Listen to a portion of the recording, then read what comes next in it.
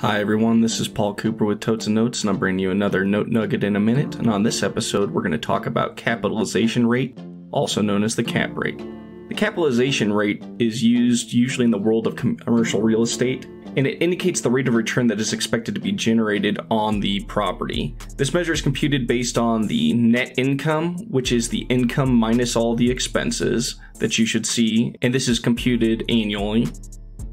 This value is expressed as a percentage, and it's used to estimate the investor's potential return on the investment in real estate. So again, basically what it is you take your gross income, you subtract out all of the expenses to get your net operating income, and then you can take that and divide that number by the amount of money you would have to pay to get that income.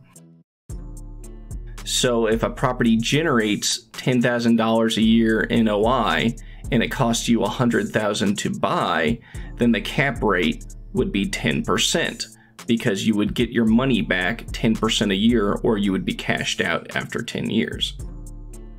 And so that's what a cap rate is. It's just a quick calculation usually applied to commercial real estate to generate the expected return you would see if you paid all cash for the property. Now, obviously, most of the time people are going to use some type of debt, and so then your return would be different, but the cap rate assumes you're paying all cash for that opportunity to generate that specific cash flow. Hopefully this makes sense to you. If you have any questions, don't hesitate to reach out, and we'll be bringing more videos to you soon.